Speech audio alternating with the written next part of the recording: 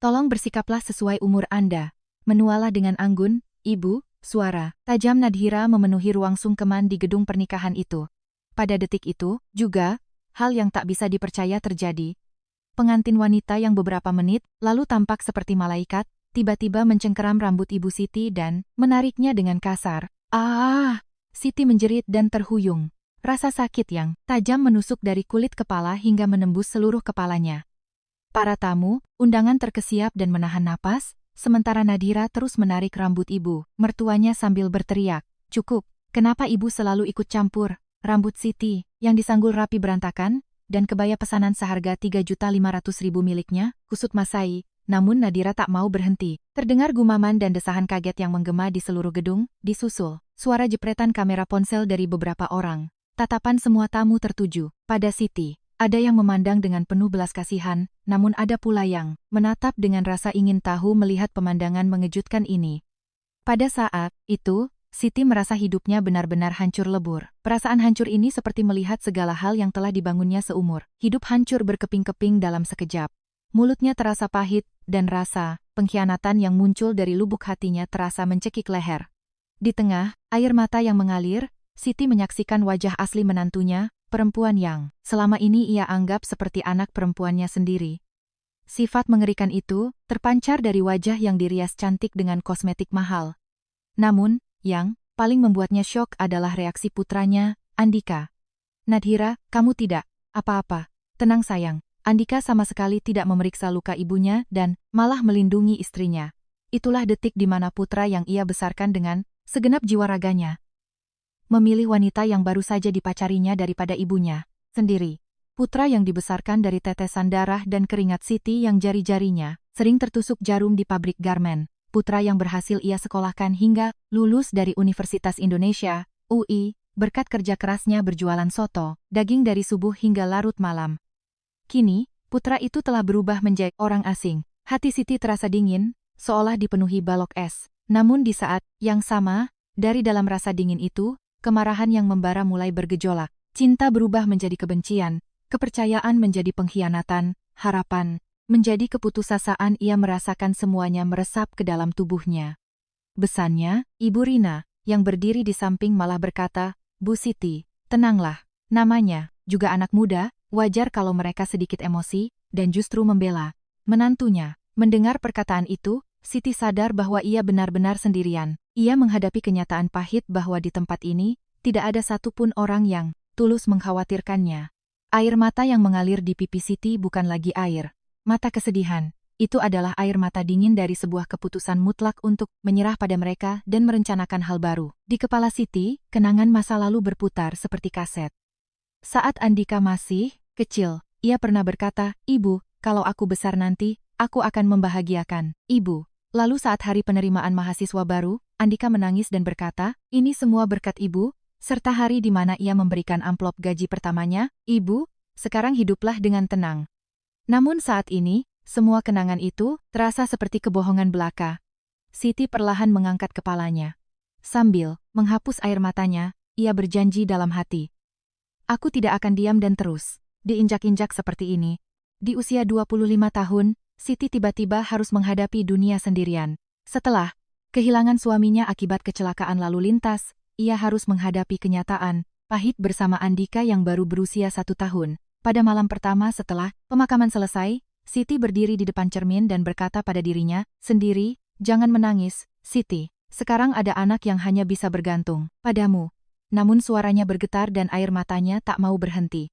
Uang asuransi kecil peninggalan suaminya sebesar Rp200.000 sama sekali tidak cukup untuk membesarkan seorang anak. Memikirkan uang sewa kontrakan Rp1.500.000 per bulan, biaya hidup, dan perlengkapan bayi, masa depannya terasa gelap. Sambil menggendong bayinya, Siti menatap keluar jendela. "Andika, Ibu pasti akan membesarkanmu dengan baik." Itu adalah sebuah janji. Janji pada dirinya sendiri, pada mendiang suaminya, dan di atas segalanya, pada putra kecilnya. Tanpa pendidikan tinggi dan tanpa keahlian khusus, Siti bingung mencari pekerjaan, hingga akhirnya ia diterima bekerja di sebuah pabrik garmen di daerahnya. Pekerjaannya hanya duduk di depan mesin jahit sepanjang hari, namun, bagi Siti yang masih pemula, setiap detiknya adalah tantangan. Pada hari-hari pertama, jari-jarinya sering tertusuk jarum hingga berdarah. Mandor pabrik berdecak dan berkata, "Kalau kecepatanmu begini, sebulan pun kamu tidak akan bertahan." Tapi Siti tidak bisa menyerah. Hanya dengan memikirkan Andika yang menunggunya di rumah, ia bisa bertahan. Dari jam 5 subuh hingga jam 10 malam, Siti bekerja sampai punggungnya membungkuk di depan mesin jahit. Duduk dengan posisi yang sama selama 17 jam membuat punggung dan lehernya kaku seperti batu. Meski jarinya berdarah tertusuk jarum, dan matanya berkunang-kunang, ia tak bisa berhenti. Apakah Andika sudah makan? Apakah dia sedang menangis? Sepanjang bekerja, hanya anaknya yang ada di pikirannya. Rasa bersalah dan khawatir selalu menghantuinya karena ia harus menitipkan anaknya pada nenek tetangga dengan bayaran 30.000 sehari. Saat ia pulang larut malam, Andika sudah tidur, dan saat ia berangkat subuh, anaknya masih terlelap. Kenyataan bahwa ia hampir tidak punya waktu bersama anaknya adalah hal yang paling menyiksa. Kadang, saat Andika demam atau sakit, ia benar-benar merasa putus asa. Jika ia libur kerja, ia tidak akan mendapat upah hari itu, tapi ia juga tidak tega meninggalkan anaknya yang sakit. Setiap kali hal itu terjadi, Siti menyisihkan sedikit dari gajinya yang pas-pasan untuk dijadikan dana darurat. Upah yang diterimanya sekitar 50.000 sehari, sebulan ia hanya membawa pulang sekitar 1.500.000. Meskipun sedikit, ia tetap bersyukur. Setelah membayar sewa, kontrakan, uangnya hanya tersisa sedikit. Tapi Siti selalu berusaha membelikan bubur bayi yang bergizi untuk Andika. 10 tahun berlalu. Andika tumbuh sehat, namun tubuh Siti telah mencapai batasnya. Akibat bekerja dengan posisi yang sama terlalu lama, punggung dan lehernya sering mengalami nyeri hebat. Ia ingin pergi ke dokter, tapi karena khawatir dengan biaya pengobatan, ia selalu menahannya. Kalau begini terus, aku bisa tumbang sebelum Andika dewasa. Siti harus mencari jalan lain. Suatu hari, saat melewati pasar, ia melihat sebuah kios kecil yang disewakan. Harga sewanya murah, hanya 1.000 sebulan karena letaknya di sudut yang jarang dilewati orang. Namun bagi Siti, itu adalah harapan baru. Setidaknya, aku jago membuat soto daging. Ia merasa keterampilan memasak yang diajarkan ibunya dan ketulusannya sudah cukup menjadi modal. Siti mencairkan semua tabungannya yang sebesar 50.000 rupiah untuk membuka warung soto kecil. Di hari ia berhenti dari pabrik garmen, sang mandor berkata, "Siti, kamu pikir jualan itu gampang? Pikirkan lagi." Tapi hati Siti sudah mantap. Ia menamai warungnya dengan sederhana, "Warung Soto Ibu Siti." Malam itu, Andika bertanya, "Ibu, sekarang kita punya warung sendiri?" Di mata anak berusia 10 tahun, itu terpancar rasa bangga. "Ibu, sotonya enak sekali." Mendengar pujian dari pelanggan pertamanya, senyum cerah mengembang di wajah Siti. Pada detik itu, semua penderitaannya selama 10 tahun terasa terbayar lunas. Setiap jam 4 pagi, Siti sudah bangun untuk merebus tulang sapi dan daging guna membuat kaldu yang kental. Dalam setiap tetes kuah, yang ia aduk hingga pergelangan tangannya mati rasa, terdapat ketulusan hati Siti. Ia berbelanja bahan paling segar di pasar, mengolahnya sendiri, bahkan membuat sambal dan acar sendiri. Meski warungnya kecil, ketulusannya tak kalah dari restoran manapun. Bulan pertama terasa sangat berat. Seharian menunggu, hanya 3 atau 4 orang yang datang. Saat jam makan siang pun warungnya kosong, membuat Siti cemas. Apa aku terlalu terburu-buru? Apa aku harus kembali ke pabrik? Namun Siti tidak menyerah. Ia menyajikan setiap mangkuk soto dengan sepenuh hati. Setiap kali ia mengucapkan, "Selamat menikmati," selalu ada ketulusan di dalamnya. Kadang ia memberikan tambahan lauk untuk kakek yang makan sendirian, atau menuangkan kuah lebih kental untuk para kuli bangunan.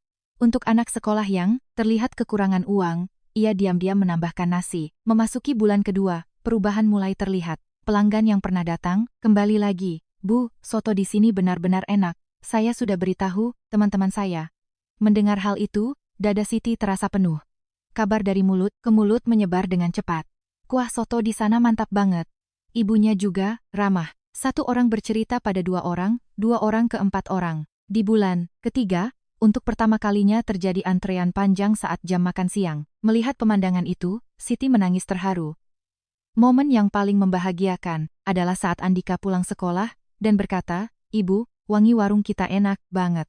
Teman-temanku pada iri. Melihat putranya tidak malu dengan pekerjaannya, bahkan merasa bangga, Siti yakin bahwa pilihannya tepat. Sepulang sekolah, Andika datang ke warung untuk mengerjakan PR atau membantu ibunya. Melihat putranya mengelap meja atau mencuci mangkuk, Siti membatin, anak ini sedang belajar cara bekerja keras. Saat musim kemarau tiba, warungnya berubah drastis. Dari pagi dipenuhi orang yang mencari sarapan hangat, siang hari diserbu pekerja kantoran, dan malam hari dipenuhi warga sekitar. Sepanjang hari warungnya ramai. Baru kali ini, Siti tahu bahwa sibuk bisa terasa sebahagia ini. Ada hari di mana omzetnya menembus angka jutaan, dan pendapatan bulanannya berlipat ganda dibandingkan gajinya di pabrik. Yang paling membuatnya bangga adalah saat pelanggan berkata, "Makan di sini bikin hati tenang, Bu." Waktu berlalu, saat Andika masuk SMA, warung soto Ibu Siti sudah menjadi tempat makan legendaris di daerah itu.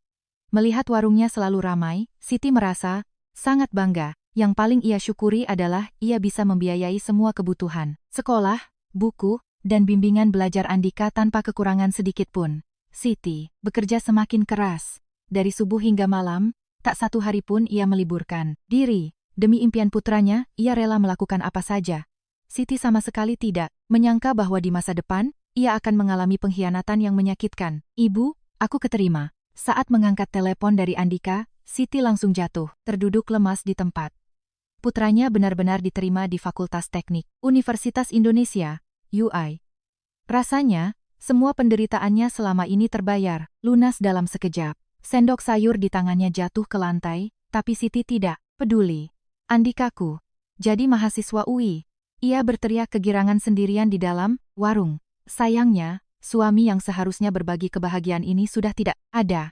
Tetangga dan pelanggan setia berbondong-bondong mengucapkan selamat, membuat warung semakin ramai oleh suasana sukacita. Habis gelap terbitlah terang. Siti yakin, jika putranya mendapat pekerjaan yang bagus nanti, hidupnya akan benar-benar nyaman. Andika tidak mengecewakan harapannya. Ia lulus dengan predikat cum laude dan langsung diterima di sebuah perusahaan multinasional yang diidamkan banyak orang. Di hari gajian pertama, Andika membawakan sebuket bunga, membuat Siti menangis terharu. "Ibu, sekarang hiduplah dengan tenang. Aku yang akan menanggung semuanya." Mendengar ucapan Andika, Siti merasa semua penderitaannya sangat berharga. Putranya rutin memberinya uang bulanan, dan jika Siti sakit, Andika akan membawanya ke rumah sakit terbaik. Siti merasa akhirnya ia bisa menjadi ibu yang sesungguhnya. Hingga suatu hari, Andika membawa seorang wanita. "Ibu, kenalkan. Ini Nadhira." Kesan pertama Nadhira langsung memikat hati Siti. Wajahnya ayu, tutur katanya lembut, dan yang paling penting, ia bersikap sangat sopan pada Siti. "Halo, Ibu." "Andika selalu membanggakan Ibu. Saya sudah lama ingin bertemu," ucap Nadhira, yang langsung membuat Siti merasa simpati. Sekarang Andikaku tidak akan kesepian lagi. Melihat putranya bahagia bersama orang yang tepat, hati Siti menghangat.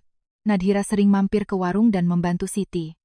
Ia memakai celemek, mengelap meja, dan berkata, "Ibu, biar saya saja yang kerjakan." Pemandangan yang sangat menyejukkan hati. "Ibu, sotonya enak sekali. Boleh saya belajar resepnya?" Puji Nadhira tak henti-hentinya. Siti pun sudah menganggap Nadhira seperti anak perempuannya sendiri. Suatu malam, Andika dan Nadhira datang bersama dan berkata, "Ibu, kami mau menikah." Siti sangat gembira. Akhirnya, keluarganya akan bertambah. "Syukurlah, ini berita baik. Kapan rencananya?"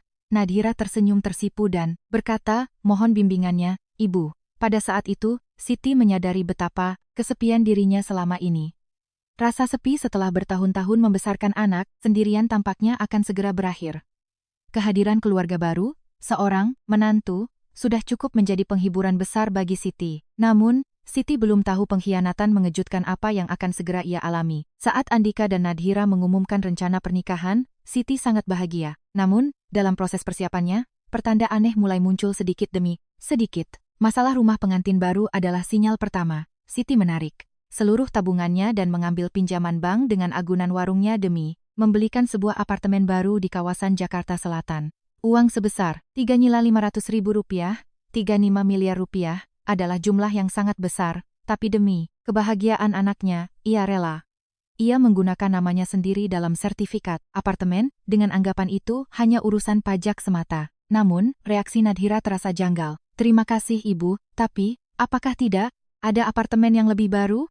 Yang ini sepertinya agak tua." Tiba-tiba Siti merasa dadanya sesak. Ia sudah membayar down payment, DP sebesar Rp500.000, dan jika ingin apartemen yang lebih mewah, setidaknya ia butuh tambahan dana miliaran rupiah. Nadhira sayang, bagaimana kalau kita mulai dari sini dulu, nanti kalau ada rezeki baru pindah ke tempat yang lebih bagus? Saran, Siti hati-hati, namun ekspresi Nadhira tidak mengenakan. Andika kan kerja di perusahaan besar, masa ia apartemen segini saja cukup? Di balik kata-kata itu, tersirat makna bahwa Siti tidak menghargai kemampuan putranya sendiri. Siti merasa bersalah, seolah ia membuat keputusan yang salah. Iya, kamu benar, Andika pasti mampu, balas Siti, meski perasaan tidak nyaman terus mengganjal di hatinya. Hari saat mereka memilih perhiasan pernikahan, suasananya jauh lebih canggung. Memasuki toko perhiasan mewah di Plaza Senayan, Nadhira bertingkah seolah ia berada di rumahnya sendiri, dan langsung menuju etalase perhiasan paling mahal. Ini cantik sekali, katanya sambil menunjuk cincin berlian seharga 50.000. Mata Siti terbelalak melihat label harganya. Itu adalah jumlah pendapatan bersihnya selama berbulan-bulan. Nadhira, bagaimana kalau cari yang lebih praktis? Siti dengan hati-hati merekomendasikan cincin lain, namun Nadhira tampaknya sudah menetapkan pilihan. Ibu, pernikahan itu kan cuma sekali, seumur hidup. Andika pasti sanggup membelikan ini untukku. Perkataannya mengandung tekanan yang halus, seolah menyiratkan bahwa Siti orang yang pelit dan meragukan kemampuan anaknya. Persiapan perabotan rumah lebih mengejutkan lagi. Nadhira keliling mal dan memilih produk elektronik termewah sambil berkata, ini wajib ada.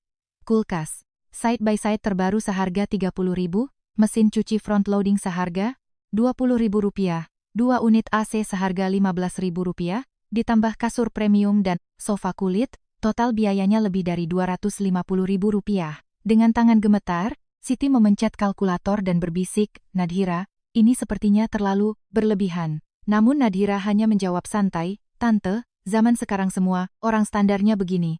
Teman-temanku juga dapat segini. Siti merasa seperti orang bodoh yang ketinggalan zaman. Nadhira mulai mengubah panggilannya dari ibu menjadi tante. Yang paling mengerikan adalah perubahan sikap Nadhira. Dulu ia memanggilnya dengan lembut ibu. Kini ia menggunakan kata tante yang memberi kesan menjaga jarak. Dulu ia rajin memakai celemek membantu di warung, sekarang ia beralasan, takut kuku saya patah, tante, dan menghindari pekerjaan tangan. Melihat Nadhira memandangi kuku nail art mahalnya, Siti merasakan kecanggungan yang aneh. Setiap malam, Siti berbaring dan berpikir, apa aku yang terlalu sensitif? Namun intuisinya terus memberikan peringatan. Ada yang tidak beres, sifat asli. Nadhira bukan seperti itu. Tapi Siti sudah melangkah terlalu jauh dan tak bisa mundur. Di hari pernikahan, Siti sudah sibuk sejak subuh. Mengingat ini adalah pernikahan putranya, hatinya sangat berdebar. Sambil mematut diri dengan kebaya mewahnya di depan cermin, tangannya gemetar. Apakah ini gemetar karena bahagia, atau karena rasa cemas dari alam bawah sadarnya? Saat itu, Siti masih mengira, itu hanya rasa gugup.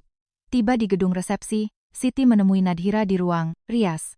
Mengenakan gaun pengantin mewah, Nadhira terlihat sangat mempesona. Namun, Siti belum tahu apa yang tersembunyi di balik kecantikan itu. Nadhira, kamu cantik sekali, puji Siti tulus. Nadhira tersenyum, tapi senyumnya terasa dingin. Tante juga kelihatan pantas pakai kebaya itu. Namun dalam ucapannya, tak ada kehangatan seperti dulu.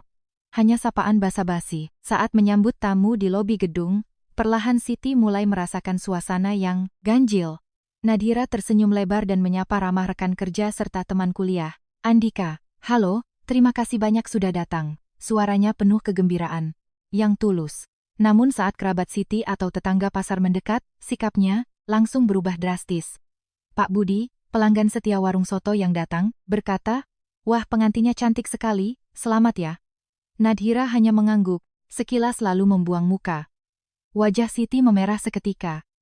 Rasa malu dan canggung menyerangnya. Nadhira mungkin agak gugup, dalih Siti pada Pak Budi, namun di dalam hati, ia sangat terluka. Momen paling menyakitkan adalah saat sesi foto. Saat berfoto keluarga, Nadhira terus mendorong Siti ke arah pinggir. Tante, agak geser ke belakang sedikit, tolong geser ke sana. Ia seolah ingin menghapus Siti dari foto itu. Fotografer, yang menyadari hal itu berkata, ibu mertua tolong maju ke tengah, ibu kan orang tua pengantinnya. Namun Nadhira langsung memotong, tidak usah, begini saja, sudah bagus. Pada detik itu, Siti benar-benar merasa dirinya adalah sosok yang tak diharapkan di pernikahan ini. Sesuatu yang dingin mulai membeku di dasar hatinya. Ibu Rina, Ibu Nadhira, juga ikut menyiram minyak ke dalam api. Bu Besan, hari ini ibu diam saja di pinggir. Biarkan anak muda yang jadi pusat perhatian. Mendengar itu, Siti sadar bahwa dirinya benar-benar disingkirkan. Siti tidak mengerti kenapa ia diperlakukan seperti ini. Dirinya yang sudah mengorbankan segalanya untuk sang anak, kenapa harus dianggap seperti sosok tak kasat mata? Saat resepsi, sikap Nadhira semakin terang-terangan. Ia mengobrol dan tertawa, lepas dengan tamu dari pihak pria, tapi hanya menunjukkan senyum kaku pada kerabat Siti. Saat sahabat lama Siti berkata, "Menantumu cantik sekali," Nadhira hanya menjawab ketus, "Terima kasih," lalu segera melenggang pergi mencari tamu lain. Siti mengamati semua itu dengan hati yang hancur. Ini bukanlah hari yang bahagia, karena mendapat menantu. Ini adalah hari penghinaan di mana ia diabaikan secara terang-terangan. Namun, kejutan sebenarnya bahkan belum dimulai. Waktu prosesi, sungkeman sudah tiba, dan di sanalah Siti akan mengalami pengkhianatan yang tak akan pernah ia lupakan seumur hidup. Saat prosesi sungkeman untuk memohon restu dimulai, Siti duduk rapi di atas kursi mengenakan kebaya kebesarannya. Ia berpikir, setidaknya di momen ini, ia akan diakui sebagai seorang ibu seutuhnya. Andika dan Nadhira bersimpuh dan mencium tangannya. "Kami akan hidup bahagia selamanya," ucap Andika. Seharusnya, ini menjadi momen yang mengharukan, namun dari raut wajah Nadhira, tidak ada ketulusan sedikit pun. Ia seperti sedang berakting karena kewajiban. Namun Siti tetap ingin menjadi ibu yang hangat. Sebagai orang yang lebih berpengalaman, ia ingin memberi nasihat pada anggota keluarga barunya itu. "Nadhira, pernikahan, itu soal saling menghargai. Terutama, kalian harus menjaga sopan santun dalam berumah tangga." Nasihat Siti berasal dari hati yang tulus, mengkhawatirkan kehidupan menantunya. Tapi reaksi Nadhira meleset jauh dari dugaan Siti. Wajahnya tiba-tiba mengeras, dan ia mendengus sinis. "Di hari bahagia begini, kenapa tante malah menceramahi saya?" Udara di ruang sungkeman seketika membeku, para tamu menahan napas, melihat situasi itu. Siti tidak percaya dengan apa yang didengarnya. Apakah menantunya benar-benar mengatakan itu? Besannya, Ibu Rina, ikut menimpali, "Iya, benar, Bu Besan, biarkan anak muda mengurus urusan mereka sendiri." Siti kebingungan. Tercipta suasana seolah-olah dirinya lah yang melakukan kesalahan besar. Padahal ia hanya berniat memberi wejangan baik. Kenapa ia mendapat balasan seperti ini? Yang lebih mengejutkan adalah reaksi Andika. Alih-alih membela ibunya, ia malah berkata, "Ibu, tolong turuti saja mau Nadhira. Jangan merusak suasana, hari ini, pernikahan kami." Dengan satu kalimat itu, dunia Siti runtuh. Putra yang ia besarkan seumur hidup justru membela istrinya dan menyalahkan ibunya. Siti sadar, ia benar-benar sendirian. Tidak ada seorang pun di ruangan itu yang memihaknya. Ia mendengar suara sesuatu yang patah dari lubuk hatinya yang terdalam. Mungkin, itu adalah insting keibuannya, atau kepercayaan tanpa syaratnya pada sang anak. Tiba-tiba Nadhira meledak marah. "Ini semua pakai uang suamiku, kenapa tante ikut campur?" Suaranya semakin meninggi membuat semua tamu menoleh. Dada Siti terasa sesak. Rumah yang ia beli dengan uangnya, perabot yang ia lunasi, beraninya wanita ini berkata begitu. Sertifikat apartemen atas nama Siti ada di dalam tasnya, tapi Nadhira sepertinya tidak tahu, atau tidak mau tahu. Siti sadar, bagi Nadhira, dirinya hanyalah batu sandungan yang harus disingkirkan. Ia tak bisa menahannya lagi. Tapi, mimpi buruk yang sebenarnya baru saja dimulai. Nadhira tiba-tiba berdiri dari posisi simpuhnya, menerjang ke depan, mencengkeram rambut Siti dengan kedua tangannya, dan menariknya dengan membabi buta. "Berhenti ikut campur. Aku muak melihatmu." Wajah Nadhira berkerut penuh. Amarah, terlihat seperti orang kesurupan. Siti menjerit dan nyaris jatuh terjengkang. Suara rambut yang tercabut terdengar jelas karena tarikan yang begitu keras. Rasa sakit merobek kulit kepala menjalar ke seluruh tubuhnya, lehernya terombang-ambing.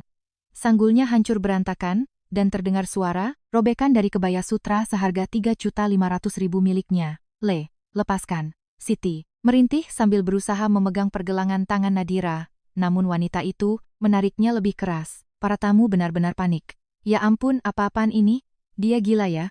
Tolong, pisahkan mereka." Kerumunan mulai riuh, tapi saking syoknya, tak ada yang berani maju. Siti sadar ia telah menjadi tontonan. Ini adalah penghinaan yang tak bisa dimaafkan. Andika bukannya menyelamatkan ibunya, malah berteriak, "Nadhira, hentikan, orang-orang pada lihat, bikin malu saja." Mendengar kata bikin malu, hati Siti hancur lebur. Bagi putranya, dirinya hanyalah sesuatu yang memalukan. Rasa sakit yang dirasakan ibunya sama sekali tidak penting. Andika hanya peduli soal gengsi di depan orang-orang. Siti benar-benar putus asa. Barulah Nadhira melepaskan tangannya, tapi rambut Siti sudah acak-acakan dan kebayanya robek. Saat itu juga, Siti memahami segalanya. Betapa ia telah dikhianati, dan bahwa semua ini bukanlah suatu kebetulan. Di mata Nadhira ada niat jahat dan kemenangan, sedangkan di mata Andika hanya ada kebencian pada ibunya. Air mata mengalir deras dari mata Siti, namun itu bukan lagi air mata kesedihan. Itu adalah air mata panas sekaligus dingin yang merencanakan balas dendam. Siti merapikan rambutnya yang berantakan dan bersumpah dalam hati, "Baiklah. Akan kutunjukkan pada kalian siapa bos sebenarnya. Aku akan membuat kalian menyesali perbuatan ini seumur hidup." Momen penghinaan dan kekejaman di ruang sungkeman itu mengubah sosok Ibu Siti, yang lembut menjadi orang yang sama sekali berbeda. Waktu pembalasan dendam yang sesungguhnya akan segera dimulai. Malam itu, Siti tidak bisa tidur. Kulit kepalanya masih terasa nyeri, tapi luka di hatinya jauh lebih menyakitkan. Putra yang ia besarkan dengan darah dan air mata telah mengkhianatinya, dan sifat asli menantu yang ia anggap seperti anak sendiri telah terbongkar. Siti berbaring menatap langit-langit, menyusun rencana, langkah demi langkah. Selama ini ia terlalu naif. Ia hanyalah seorang ibu bodoh yang hidup demi kebahagiaan anaknya. Tapi sekarang berbeda. Menatap cermin, ia berjanji pada dirinya sendiri, "Aku tidak akan hidup diinjak-injak lagi." Sorot mata Siti berubah. Tidak ada lagi kesedihan, yang ada hanya tekad sedingin es. Sebenarnya, Siti menyimpan satu rahasia besar. Apartemen mewah, mobil, semuanya terdaftar atas namanya sendiri. Awalnya ia menggunakan namanya karena sangat mempercayai putranya. Tapi kini hal itu akan menjadi senjata balas dendamnya. Siti membuka laci dan mengeluarkan sertifikat apartemen. Melihat nama Siti, Aminah tertera jelas di sana, senyum dingin tersungging di bibirnya. "Kalian menghinaku, tapi kalian akan segera tahu siapa pemilik aslinya." BPKB mobil juga sama. Mobil Honda CR-V terbaru yang selalu dipamerkan Andika, itu juga atas nama Siti. Keesokan paginya saat subuh, Siti mulai beraksi. Mumpung Andika dan Nadhira sedang bulan madu ke Maladewa, Siti punya waktu 1 minggu. Pertama, ia menelepon agen properti. "Saya mau jual cepat apartemen saya." Agen properti itu kaget, "Loh Bu, bukannya itu untuk rumah pengantin anak Ibu? Tolong jual secepatnya." Suara Siti tegas tanpa keraguan. Ia rela menjualnya sedikit di bawah harga pasar asal cepat laku. Selanjutnya ia menghubungi dealer mobil bekas. "Saya mau jual mobil, silakan diambil kapan saja." Setelah itu, ia menelepon jasa pindahan, keluarkan semua barang di apartemen, semua perabotan, baru dan barang seserahan, angkut semuanya. Siti bergerak secara sistematis. Kulkas side by side 30 juta, mesin cuci, front loading 20 juta, sofa kulit, kasur premium, dan semua perabotan pernikahan diangkut masuk ke dalam truk. Tas-tas Chanel kesayangan Nadhira, shawl, Hermes, hingga cincin berlian 50 juta miliknya, semuanya dibereskan tanpa sisa. Siti mengawasi semuanya dengan tenang.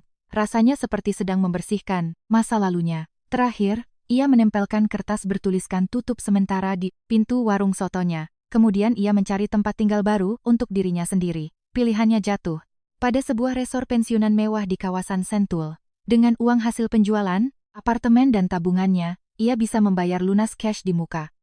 Siti tersenyum, puas melihat lingkungan barunya. "Sekarang giliranku hidup untuk diriku sendiri." Membayangkan wajah Andika dan Nadhira saat pulang dari Maladewa dan mendapati apartemen kosong melompong, dada Siti terasa sangat lapang. Di wajah Siti, tak ada lagi kesedihan, melainkan kepuasan yang dingin. 1 minggu kemudian, setelah menikmati bulan madu mewah di Maladewa, Andika dan Nadhira tiba di Bandara Soekarno-Hatta. Keduanya tampak bahagia dengan kulit kecoklatan eksotis. "Sayang, rasanya kayak mimpi ya. Yuk pulang, kita rapikan foto-fotonya," ujar Nadhira sambil menggandeng lengan Andika. Andika membalas, "Iya, sekarang kehidupan rumah tangga kita yang sebenarnya dimulai." Dengan senyum bahagia, di dalam taksi online, Nadhira berkata, "Kita kasih souvenir ini buat ibumu ya. Aku beli pajangan dari Maladewa." Namun itu hanya omong kosong. Sebenarnya ia sama sekali tidak memikirkan ibu mertuanya. Keduanya belum menyadari kenyataan mengerikan yang segera menimpa mereka. Tiba di apartemen kawasan Jakarta Selatan, mereka berdua merasa ada yang aneh. Mereka menekan pin smart door lock, tapi pintu tak kunjung terbuka. "Kok aneh, apa pinnya diganti?" Andika panik dan terus mencoba, tapi percuma. Nadhira mendecak kesal, "Aduh, kenapa sih ini? Aku udah pengen rebahan." Setelah Andika menelepon pihak manajemen gedung, pintu akhirnya bisa dibuka. Namun saat pintu terbuka, Pemandangan yang tak bisa dipercaya menyambut mereka. Rumah itu benar-benar kosong melompong. Kulkas, mesin cuci, sofa, ranjang, semuanya lenyap tanpa sisa. Apa-apaan ini? Apa ini? Nadhira menjerit dan berlarian di ruang tengah yang hampa. Apa ada maling? Atau jasa pindahan salah? Alamat? Andika menatap kosong ke sekeliling rumah. Nadhira berlari ke arah kamar tempat lemari seharusnya berada, tapi tas Chanel, shawl Hermes, dan cincin berlian 50 juta miliknya lenyap tanpa jejak. Kemana tas-tasku? Kemana baju-bajuku? Suara Nadhira berubah histeris. Andika buru-buru menelepon ibunya. Ibu, apa yang terjadi dengan apartemennya? Semuanya hilang. Suara Siti terdengar sangat tenang. Oh ya, aneh ya. Ibu juga, nggak tahu. Nada bicaranya yang datar membuat bulu kuduk Andika berdiri. Ibu, ini bukan waktunya bercanda. Rumahnya benar-benar kosong. Tapi Siti hanya membalas, entahlah, ibu nggak ngerti. Kalian urus saja sendiri, dan langsung mematikan telepon. Nadhira jatuh terduduk di lantai dan menangis histeris. Ini, apaan? Kemana semua barangku? Andika panik dan mencoba menelepon sana-sini, tapi tidak ada yang tahu. Kejutan yang lebih besar menanti di parkiran. Honda CR-V baru mereka tidak ada di tempatnya. Mobilnya juga nggak ada, jerit Andika. Nadhira benar-benar dalam kondisi syok. Ini apa sih? Sebenarnya apa yang terjadi? Siapa yang berani ambil barang-barang kita? Teriaknya. Barulah mereka sadar bahwa ini semua bukan kebetulan. Tapi mereka belum membayangkan bahwa Sitilah dalang di balik semua ini. Selama berhari-hari mereka lapor polisi, menghubungi pihak asuransi, dan mencari jasa pindahan, tapi tidak ada petunjuk apapun. Kehidupan pengantin baru yang mereka impikan hancur menjadi mimpi buruk dalam semalam. Beberapa minggu kemudian, saat Siti sedang minum teh di lobi resor premium, Sentul, seorang petugas keamanan menghampirinya. Ibu, putra dan menantu ibu, datang lagi. Kali ini mereka memohon-mohon. Siti menatap keluar jendela kaca. Andika dan Nadhira berlutut di luar lobi. Kondisi mereka sangat memprihatinkan. Andika brewokan dan bajunya lusuh, sedangkan wajah Nadhira pucat tanpa makeup dengan mata bengkak habis menangis. Terlihat jelas betapa menderitanya mereka selama ini. Namun, hati Siti tidak goyah sedikit pun. Saat Siti turun ke lobi, Andika merangkak mendekatinya. Ibu, maafkan. Kami benar-benar salah. Suaranya serak dan matanya penuh keputusasaan. Nadhira juga bersujud di lantai sambil menangis. Tante. Ibu, saya minta maaf. Saya memang gila. Saya menyesal seumur hidup. Keduanya bergantian memeluk pergelangan kaki Siti dan memohon. Ibu, kami bisa mati kalau begini terus. Kami sekarang tinggal di kos-kosan sempit cuma makan mie instan. Nadhira jadi kasir minimarket, aku jadi buruh harian. Tolong maafkan kami sekali ini saja. Suara Andika penuh penyesalan yang tulus. Nadhira mencengkeram lutut Siti dan menjerit, Ibu, tolong. Saya benar-benar salah. Waktu itu saya nggak tahu kenapa bisa bersikap begitu. Menarik rambut ibu. Itu perbuatan binatang. Saya tahu dosa saya tak terampuni, tapi tolong. Tolong, sekali ini saja. Tangis Nadhira menggema di lobi. Orang-orang yang lewat menatap aneh, tapi keduanya tak peduli dan terus memohon. Ibu, kami akan berubah. Nggak akan gitu lagi, kami akan rawat ibu dengan baik. Namun Siti menggeleng dingin. Sudah terlambat. Suara Siti tegas. Waktu kalian menganggapku bukan manusia, saat kalian menjambak dan mempermalukanku, kalian ingat tidak? Sekarang baru mengemis-ngemis. Andika berteriak putus asa. Ibu, waktu itu aku hilang akal. Tolong kasih satu kesempatan lagi. Kalau begini terus, kami benar-benar mati kelaparan. Namun Siti memanggil petugas keamanan. Tolong, bawa orang-orang ini keluar, dan pastikan mereka tidak bisa masuk lagi ke sini. Sambil diseret keluar, keduanya terus berteriak, Ibu, Tante, tolong. Tapi, Siti tidak menoleh sedikit pun. Sampai suara teriakan mereka menjauh, Siti berdiri di dekat jendela dan bergumam pelan. Sekarang, semuanya sudah selesai. Beberapa hari kemudian, Siti memesan paket liburan kapal pesiar, cruise, mengelilingi Eropa selama 30 hari, naik ke atas kapal megah di pelabuhan. Siti mengeluarkan foto-foto lama dari tasnya dan membuangnya ke lautan lepas. Sebuah perpisahan abadi dengan masa lalu. Perjalanan kapal pesiar itu membuka dunia baru bagi Siti. Yunani, Italia, Spanyol, semuanya terasa baru dan bebas. Setahun kemudian, Siti telah menjadi orang yang benar-benar berbeda. Ia menjadi instruktur yoga di kawasan resor lansia itu, dan setiap akhir pekan ikut klub naik gunung. Bersama teman-teman seusianya, ia tertawa dan menikmati masa tua yang sesungguhnya. Bu Siti, hari ini kelihatan segar sekali ya. Puji tetangganya. Siti tertawa, cerah. Iya, akhir-akhir ini saya sangat bahagia. Tawanya sangat tulus. Di sisi lain, Andika dan Nadhira masih hidup menderita. Di kamar kos yang sempit, bertahan hidup dari gaji minimarket dan upah buruh harian, setiap hari, mereka lewati dengan penyesalan dan keputusasaan. Kesombongan Nadhira di masa lalu telah musnah tak bersisa, dan Andika terus dihantui rasa bersalah dan kerinduan pada ibunya. Keduanya sadar betapa besar dosa yang mereka perbuat, namun semuanya sudah terlambat. Pada suatu sore yang cerah, Siti sedang membaca buku di taman resor. Sinar matahari yang hangat menyinari wajahnya, dan wangi bunga tercium di udara. Selama 60 tahun hidupnya, baru kali ini ia merasakan kedamaian dan kebahagiaan yang sejati. Siti menutup bukunya dan menatap langit. Aku tidak pernah menyangka, hari di mana aku bisa sebebas ini akan tiba. Kini ia tak perlu berkorban untuk siapapun, dan tak perlu menjaga perasaan siapapun. Hidup seutuhnya untuk diri sendiri. Itulah kebahagiaan sejati. Transisi cerita kedua. Sebelum aku mati, satu saja permintaanku. Tolong ceraikan aku. Pintu ballroom Hotel Ritz-Carlton terbuka lebar, dan sepasang pria dan wanita berjalan masuk dengan penuh percaya diri sambil bergandengan tangan. Pria itu adalah Dimas, menantu dari keluarga yang sedang mengadakan hajatan ini, dan wanitanya adalah Maya, sahabat paling dipercaya oleh Ratna, sang istri. Suasana ballroom mewah yang dihiasi lampu kristal itu seketika membeku. Astaga, apa-apaan itu?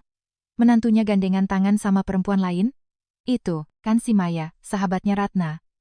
Suara bisik-bisik kerabat menggema di seluruh ruangan ballroom. Wajah Ratna langsung seputih kertas. Ia mengerjapkan matanya, berharap ini hanya mimpi, tapi ini adalah kenyataan. Maya memasang wajah penuh percaya diri, berjalan seolah ia adalah seorang ratu.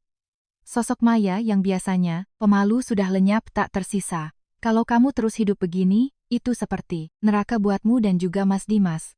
Jantung Ratna serasa berhenti berdetak. Apa maksudnya ini? Ratna meragukan pendengarannya sendiri, tapi suara Maya terdengar sangat jelas. Di hari yang spesial ini, saya akan mengumumkannya secara resmi. Kami tidak bisa lagi menyembunyikan cinta kami. Suara Maya tidak bergetar sedikit pun, sangat lantang, seperti orang yang sudah berlatih pidato. Dan kami akan segera membangun keluarga baru. Mohon doa restu dari hadirin sekalian. Sekitar 50 tamu, di dalam ruangan itu syok berat dan tak bisa berkata-kata. Tak ada yang menyangka akan menyaksikan kejadian segila ini di acara syukuran ulang tahun Kehelfiats. Dimas berdiri gagah di samping Maya. Tidak ada sedikit pun rasa bersalah, ia malah terlihat bangga. Dimas, apa-apaan ini? Jelaskan padaku, Ratna berteriak dengan suara bergetar, tapi Dimas hanya diam. Uhuk, Pak Darmawan, ayah Ratna yang berulang tahun ke-70, mulai gemetar dan ambruk di kursi rodanya. Situasi yang terlalu mengejutkan ini membuat tekanan darahnya melonjak drastis. Bagi seorang ayah yang hidup jujur, seumur hidup, ini adalah pukulan yang tak sanggup ditanggungnya. Bapak, Ratna menjerit dan berlari menghampiri. Kerabat yang lain panik dan ikut memegangi tubuh Pak Darmawan yang memucat. Cepat telepon ambulans, bawa ke rumah sakit, ambilkan air. Ballroom seketika berubah menjadi medan perang. Pesta syukuran yang membahagiakan berubah menjadi mimpi buruk. Gila, benar-benar orang tidak bermoral. Beraninya bikin kacau di hari seperti ini, kutuk para kerabat. Ratna memapah ayahnya dengan pikiran yang kosong. Bagaimana pengkhianatan menjijikkan ini bermula? Kisah ini kembali ke 1 bulan yang lalu. Saat itu Ratna tidak tahu apa-apa. Ia tidak pernah menyangka hidupnya akan jungkir balik, apalagi dikhianati oleh suami dan sahabat karibnya. 1 bulan lalu, kehidupan Ratna berjalan seperti biasa. Namun di balik rutinitasnya, retakan sudah mulai muncul. Sayangnya Ratna tidak menyadari sinyal itu. Pah, ini apa? Saat mengeluarkan pakaian dari mesin cuci, Ratna menemukan sesuatu di saku kemeja Dimas. Sebuah struk pembelian tas dari butik Hermes. Seharga Rp40.000, 40 juta rupiah. Untuk siapa dia beli barang semahal ini? Pikiran Ratna kalut. Selama 20 tahun menikah, Dimas tidak pernah memberinya hadiah yang layak, bahkan setangkai bunga pun tidak. Saat ulang tahun, suaminya hanya memberi uang Rp1.000 sambil bilang, beli saja yang kamu butuh. Di hari anniversary, ia selalu beralasan, ngapain buang-buang uang, dan menolak diajak makan di luar. Mungkinkah dia selingkuh? Namun beberapa bulan terakhir ini, gerak-gerik Dimas memang mencurigakan. Ia sering beralasan tugas keluar kota, dan kalau di rumah, ponsel tak pernah lepas dari tangannya. Pergi ke kamar mandi pun, ponselnya dibawa. Saat mandi, ponselnya diletakkan persis di depan pintu kamar mandi. Kalau ada telepon masuk, ia selalu pindah ruangan. Dan kalau ada notifikasi masuk, ia cepat-cepat mengeceknya. Kalau ditanya siapa, ia hanya menjawab urusan kantor. Bapak, ayo makan dulu. Ratna menyimpan struk mencurigakan itu dan menyuapi bubur untuk ayahnya, Pak Darmawan. Setelah terkena stroke dan harus memakai kursi roda, merawat sang ayah sepenuhnya menjadi tanggung jawab Ratna. Awalnya, ia ingin menyewa perawat, tapi ayahnya bersikeras lebih suka diurus anaknya. Meski cara bicaranya terbata-bata, pikiran Pak Darmawan masih sangat tajam. Berkat perawatan telaten Ratna, kondisi ayahnya banyak kemajuan. Ratna, kamu pasti capek. Dimas lagi sibuk kerja ya? Iya Pak, katanya lagi ada promosi jabatan, makanya sibuk. Itu bohong. Dimas sama sekali tak peduli pada mertuanya. Ia malah mengeluh kerepotan dan menyuruh agar ayahnya ditaruh di panti jompo saja. Kamu kan capek kalau ngerawat di rumah, kata Dimas pura-pura peduli, padahal ia cuma merasa terganggu. Bapakmu di rumah terus, aku jadi nggak bisa panggil teman main ke sini. Keluhan itu sering dilontarkan Dimas. Melihat anak perempuanku repot begini, hati bapak sedih. Jaga kesehatanmu ya, Nuk. Mendengar ucapan hangat ayahnya, mata Ratna berkaca-kaca. Di dunia ini, rasanya hanya ayahnya yang tulus menyayanginya. Malam hari, Ratna duduk sendirian di kamar. Jam sudah menunjukkan pukul 11 malam, tapi sisi ranjangnya masih kosong. Ia mencoba menelepon suaminya, tapi tidak diangkat dengan alasan sedang meeting. Kapan pulang? Bapak nungguin, kirim Ratna lewat WhatsApp, tapi hanya ada centang biru tanda dibaca tanpa balasan. Ratna meletakkan ponselnya dan menghela napas panjang. Struk Hermes, 40 juta itu terus berputar di kepalanya. Hadiah untuk siapa? Rekan kerja? Atau memang ada wanita lain? Karena itu tas perempuan, pasti untuk wanita. Jangan-jangan, untuk Maya? Tiba-tiba ia teringat sahabatnya, Maya. Akhir-akhir ini, Maya sering terlihat memakai tas branded. Waktu ditanya, ia bilang membelinya pakai uang pesangon, perceraian. Namun jauh di lubuk hatinya, ada kecemasan yang perlahan tumbuh. Ratna berusaha menepisnya. Maya adalah sahabatnya selama 20 tahun. Ia ingin percaya bahwa itu tidak mungkin. Bapak ulang tahun ke-70, harus dirayakan besar-besaran di hotel. Ratna memesan ballroom di Hotel Ritz-Carlton, Jakarta. Biaya sewanya saja mencapai 50.000, tapi usia 70 tahun hanya datang sekali seumur hidup. Syukuran. Usia 70 tahun. Ratna mencairkan deposito dan memakai tabungan dari gajinya demi menyajikan pesta terbaik. Mulai dari menu makanan fine dining, tumpeng, buah, hingga dekorasi bunga, ia siapkan sendiri. Ia menyusun daftar tamu, dan membelikan baju kemeja batik tulis sutra seharga Rp10.000 untuk ayahnya. Mendesain undangan, mengatur meja, mencari fotografer, semua diurus sendirian. Ia mondar-mandir ke hotel dan berdiskusi dengan vendor floris. Semuanya diatur, sesuai selera ayahnya. Ratna sempat minta tolong suaminya, tapi jawabannya sangat dingin. Kerjaanku lagi numpuk, nggak bisa bantu. Atur aja sendiri. Tapi ini acara bapak yang ke-70. Alangkah baiknya kalau kita siapkan sama-sama. Nanti aku kasih uangnya, kamu bereskan. Aku datang pas hari H saja. Nanti kalau keluarga tanya mantunya, kemana? Aku harus jawab apa? Bilang aja sibuk. Karyawan mana yang lagi nyantai sekarang? Sikap dingin Dimas membuat Ratna makin kesepian. Dulu awal menikah, Dimas sangat menghormati mertuanya. Entah sejak kapan ia berubah. 2 hari sebelum pesta, Maya mengirim pesan yang tidak biasa. Ratna, di acara syukuran bapakmu, aku bakal datang sama seseorang yang spesial. Jangan kaget. Iya, Ratna buru-buru meneleponnya. Maya, siapa orang spesialnya? Wah, udah punya pacar nih? Maya sudah 3 tahun menjanda. Ratna benar-benar mengira sahabatnya itu menemukan cinta baru. Ia ikut senang. Iya, anggap aja gitu, nanti kamu juga tahu. Ih, apaan sih pakai rahasia segala? Siapa cowoknya? Nanti ku kenalkan di sana. Pokoknya kamu pasti kaget. Suara Maya terdengar, canggung tapi antusias. Biasanya Maya itu orangnya blak-blakan, agak aneh kalau ia berteka-teki. Seperti ada yang disembunyikan. Orang yang aku kenal? Mungkin. Siap-siap jantungan ya. Jawaban Maya makin misterius. Keesokan harinya saat Ratna berbelanja minuman di supermarket, Bu Tejo, tetangga, apartemennya, mendekat dengan wajah curiga. Mbak Ratna, Pak Dimas tugas di luar kota ya? Iya Bu, kenapa? Masa sih? Kemarin saya lihat dia di Grand Indonesia. Loh, Bu Tejo menoleh ke kiri kanan dan merendahkan suaranya. Dia lagi gandengan tangan sama Mbak Maya. Mesra banget loh. Jantung Ratna mencelos. Tangannya yang memegang keranjang belanjaan bergetar. Sama Maya, Kapan Bu? Sabtu minggu lalu. Lagi lihat-lihat tas di toko branded. Udah kayak suami istri aja gayanya. Mungkin ibu salah lihat, mereka cuma temenan. Mata saya, masih awas loh. Beneran? Mbak Maya itu gelendotan di lengannya Pak Dimas. Makanya saya mau nyapa tapi nggak enak, jadi saya pergi aja. Mendengar itu wajah Ratna pucat pasi. Ia buru-buru keluar dari supermarket. Pikirannya kacau balau. Struk tas Hermes, pesan aneh dari Maya, dan kesaksian Bu Tejo. Kepingan puzzle itu perlahan menyatu. Mungkinkah? Benar-benar, mungkinkah? Buktinya terlalu jelas. Tingkah Dimas, misteri Maya, dan mereka berdua tertangkap basah. Sesampainya di rumah, Ratna memeriksa lagi struk Hermes. Itu, tanggal pembeliannya pas dengan hari Sabtu yang dibilang Bu Tejo. Tangan Ratna gemetar. Hari H tiba. Pagi itu, ballroom Ritz-Carlton mulai dipenuhi kerabat dan tamu undangan. Di bawah cahaya lampu kristal raksasa, Pak Darmawan memakai kemeja, batik tulis sutra barunya, duduk di kursi roda dengan senyum cerah. Wah, ini beneran hari yang bahagia. Bisa umur 70 itu berkat dari Tuhan. Kerabat datang silih berganti. Pak D dari Surabaya, Om dari Semarang, sepupu-sepupu, semua berkumpul. Suasana pesta makin meriah. Wih, Ratna hebat banget nyiapinnya. Makanan hotel bintang 5, dekorasinya megah, habis berapa ini? Pujian kerabat membuat Ratna lega, tapi hatinya gelisah. Loh, mantunya mana? Kok Dimas belum kelihatan? Tanya Pak D. Sebentar lagi, sampai, Pak D.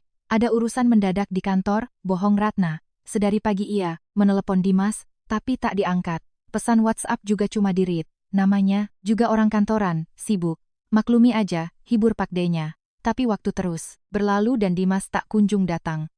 Ratna dengan cemas menatap pintu masuk. Setiap ditanya, ia bilang sebentar lagi. Sahabatnya, Maya, juga belum datang. Maya biasanya on time. Ini sangat aneh. Kalimat orang spesial dari Maya terus mengusiknya. Firasat buruk datang, tapi Ratna menggeleng. Ia tidak mau percaya. Tepat jam 1 siang, pesta resmi dimulai. MC memegang mic, mari kita berikan tepuk tangan untuk Pak Darmawan yang merayakan ulang tahun ke-70 hari ini. Namun Ratna tak bisa tenang. Kamu sakit, Nduk? Wajahmu pucat, tanya ayahnya, khawatir sambil memegang tangan Ratna dari kursi rodanya. Nggak apa-apa, Pak. Hari ini Bapak yang jadi bintang utama, nikmati saja ya. Ratna tersenyum paksa. Namun kursi Dimas di meja utama masih kosong melompong. Papa namanya, Ten. Karet sudah dipajang rapi, tapi orangnya tak ada. Kalau mantunya nggak datang, malu-maluin keluarga, gumam Pak D-nya pelan. Wajah Ratna memerah. Tamu-tamu menyantap hidangan mewah dengan nikmat. Keponakan-keponakan takjub dengan dekorasi hotel, tapi di hati Ratna, badai sedang terbentuk. Kemana perginya, Dimas? Kenapa Maya terlambat? Lalu, tepat pukul 2 siang, pintu ballroom terbuka lebar. Ratna membuang napas, lega, mengira suaminya akhirnya tiba. Namun detik berikutnya, wajah Ratna berubah sepucat mayat. Yang masuk adalah Dimas dan Maya. Parahnya lagi, mereka berjalan mesra bergandengan tangan menembus kerumunan. Ratna, udah kubilang, kamu bakal kaget kan? Kamu gila, bisa-bisanya kamu berbuat begini, Aka. Ratna menampar pipi Maya sekuat tenaga. Bunyi tamparan itu menggema di seluruh ballroom. Ada cap tangan merah yang mencetak jelas di pipi kiri Maya, telapak tangan Ratna sampai ke bas. Teman 20 tahun, bisa-bisanya kamu berbuat ini padaku, kurang apa aku sama kamu? Suara Ratna bergetar menahan amarah dan pengkhianatan. Para kerabat dan tamu melongo syok. Anak-anak kecil kebingungan melihat keributan itu. Maafkan aku, Ratna. Tapi yang namanya cinta kan gak bisa memilih, jawab Maya, sambil memegang pipinya. Berbeda dengan kata maaf, ekspresinya penuh tantangan, tanpa rasa penyesalan.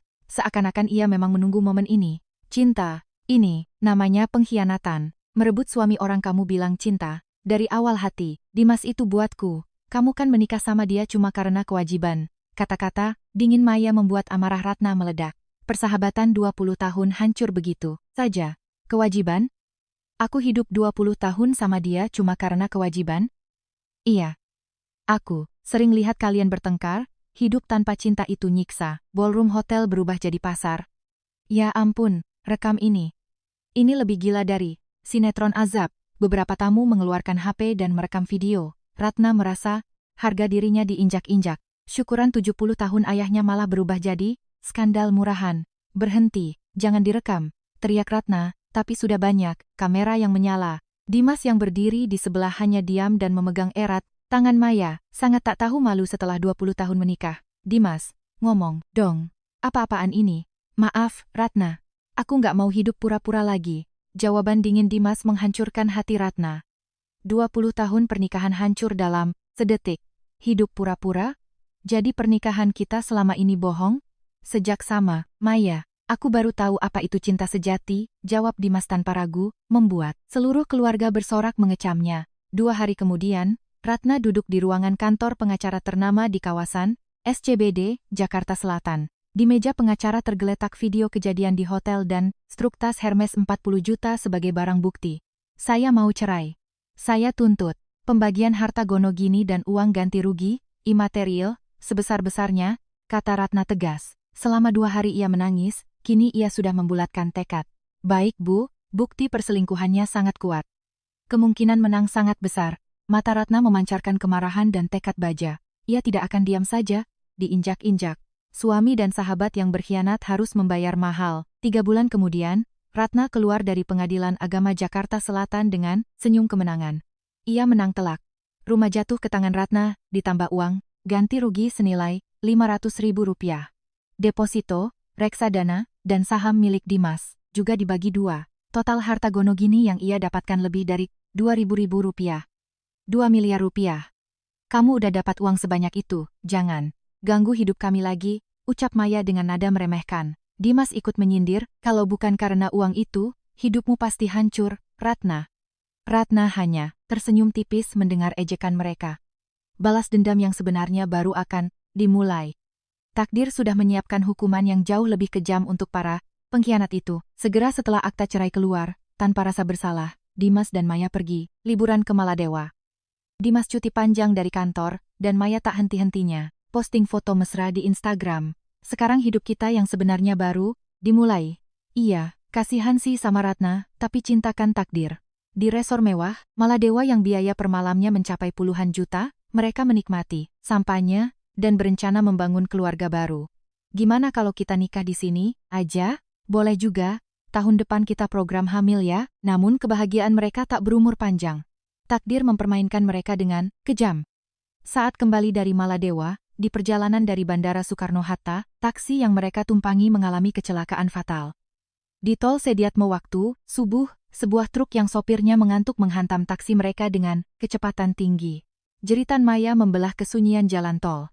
Taksi itu menabrak pembatas jalan dan terguling 2 kali. Ada kecelakaan. Panggil ambulans, teriak pengemudi lain. Maya yang duduk di bangku penumpang depan mengalami cedera tulang belakang parah. Hasil pemeriksaan di IGD menyatakan ruas tulang belakang kedua dan ketiganya patah. Maya divonis lumpuh dari pinggang ke bawah paraplegia. Dokter, saya beneran gak bisa jalan lagi. Kalau dioperasi pasti sembuh kan? Maafkan saya, saraf tulang belakang Anda terputus total. Mulai sekarang Anda harus memakai kursi roda seumur hidup. Hidup Maya hancur detik itu juga. Harga yang dibayar untuk merebut suami orang sangatlah mahal. Sikap manis Dimas langsung berubah drastis menjadi daruman-daruman rasa muak, kesal. Sampai kapan aku harus cebokin kamu, Mas Dimas? Aku kan begini, kamu harus tanggung jawab sampai akhir. Suara Maya memohon dari ranjang rumah sakit. Tapi, tatapan Dimas sudah berubah dingin. Wanita cantik dan sehat itu kini jadi masa lalu. Sekarang ia hanyalah wanita disabilitas yang butuh terapi setiap hari. Maaf, Maya, aku nggak sanggup nanggung beban seberat ini. Apa? Gara-gara kamu aku cerai. Sekarang kamu mau lari. Iya kita saling cinta, tapi aku nggak pernah berencana sampai ngurusin orang lumpuh begini. Jawaban kejam Dimas membuat Maya putus asa. Pria yang menyuruhnya mengorbankan segalanya demi cinta, kini membuangnya karena dianggap membebani. Terus aku gimana? Keluargaku udah nggak mau nerima aku, nanti ku bayarin biaya perawatnya. Itu udah cukup kan? Ini bukan soal uang. Katanya kamu cinta mati sama aku, namun beberapa hari kemudian, Dimas menghilang dari rumah sakit. Nomor teleponnya mati total. Ia hanyalah pria pengecut yang mencintai Maya saat wanita itu masih sehat. Biaya perawat suster home care butuh Rp15.000. Biaya fisioterapi butuh Rp20.000 sebulan. Ditinggal sendirian, Maya menabrak tembok kenyataan. Pria yang ia perjuangkan mati-matian justru lari meninggalkannya. Dalam keputusasaan Maya yang memakai kursi roda nekat mendatangi apartemen Ratna. Harapan terakhirnya adalah sahabat yang ia khianati. Ia butuh 2 jam untuk mencapai unit apartemen Ratna dengan kursi roda. Ratna, maafin aku benar-benar salah.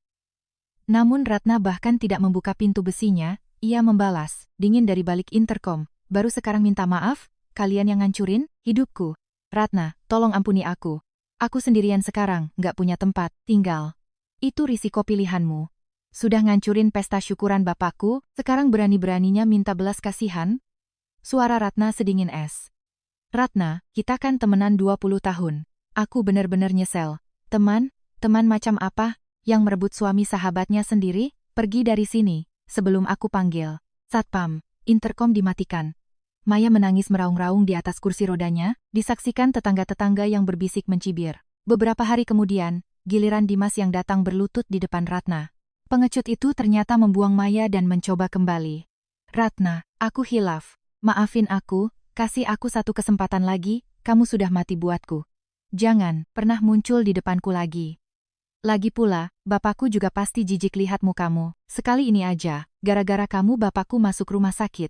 Kamu punya muka, buat ketemu dia. Ratna, aku udah buang Maya, yang aku pilih cuma kamu. Milih aku? Hahaha, najis banget dengarnya. Bukan, ternyata cinta sejatiku itu, kamu. Aku salah sangka waktu itu. Oh, jadi pernikahan kita 20 tahun salah. Sangka, cerai salah sangka? Kamu itu cuma manusia pengecut nggak berguna. Sifat asli Dimas yang menjijikkan terlihat jelas. Ratna tak sudi lagi hidup dengan pria seperti itu. Kini Maya benar-benar sendirian. Terkurung di kursi roda, hidup penuh rasa, dendam dan penyesalan setiap hari. Teman-teman dan keluarganya sudah memutus kontak karena malu punya anak pelakor perebut laki orang. Kenapa aku melakukan itu? Kenapa aku ambil pilihan sebodoh itu? Namun nasi sudah menjadi bubur. Iya, kehilangan kakinya yang sehat, kehilangan sahabatnya, dan kehilangan semuanya. Siksaan untuk Dimas lebih parah lagi. Saat proses cerai, Dimas memindahkan uangnya ke rekening orang tuanya secara ilegal untuk menyembunyikan aset. Ratna melaporkannya dengan tuduhan pemalsuan dokumen dan pencucian uang. Terdakwa, Dimas divonis hukuman penjara 2 tahun atas tindak pidana penipuan dan penggelapan aset. Ketukan palu hakim mengakhiri segalanya. Dimas dijebloskan ke lapas Cipinang. Perusahaannya langsung memecatnya dengan tidak hormat tanpa pesangon. Ini nggak adil. Itu kan uangku sendiri, protes Dimas. Tapi hukum tidak peduli. Setelah bebas dari penjara, penderitaan Dimas tidak berhenti. Status mantan, napi, ex-narapidana, membuatnya tak bisa mencari kerja. Maaf, kurikulum vitae Bapak bagus, tapi perusahaan kami tidak menerima mantan narapidana. Melamar kemana-mana selalu ditolak. Lulusan universitas ternama dan mantan manajer perusahaan besar, kini tak ada yang mau mempekerjakannya. Kalau lowongan satpam ada Pak, maaf, security juga butuh SKCK yang bersih. Dikucilkan dari masyarakat, Dimas akhirnya terpaksa menyewa kamar kos-kosan, murah di gang sempit dan kumuh. Ia bekerja shift malam di minimarket untuk sekadar bisa makan mie instan, terus-menerus menyesali masa lalunya. Ratna, aku benar-benar gila waktu itu, tapi tak ada lagi jalan untuk kembali. Di sisi lain, Ratna merawat ayahnya dengan penuh kasih sayang dan menjadi warga yang dihormati di lingkungannya. Dengan uang ganti rugi dan harta gono gini, miliaran itu, ia bisa menutupi semua biaya terapi ayahnya dan membuka coffee shop estetik di Jakarta Selatan. Mbak Ratna itu anak yang berbakti ya, sudah, disakiti suaminya, tetap kuat dan mandiri. Pelanggan di kafenya selalu ramai. Kondisi ayahnya, Pak Darmawan, juga pulih perlahan berkat perawatan dokter terbaik dan ketulusan Ratna. Nduk, berkat kamu, Bapak bisa sesehat ini. Bapak sehat, aku juga ikut kuat, Pak. Di suatu sore yang sejuk, Ratna duduk mengobrol dengan ayahnya di teras kafe. Pak, mulai sekarang aku akan menjaga hidupku sendiri. Nuk, Bapak, bangga banget sama kamu.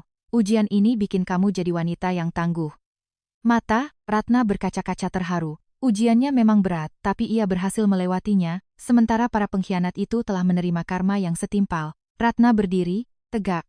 Kemenangan sejati, bukanlah balas dendam, melainkan melindungi dan menikmati hidupnya sendiri. Sekarang aku benar-benar bebas.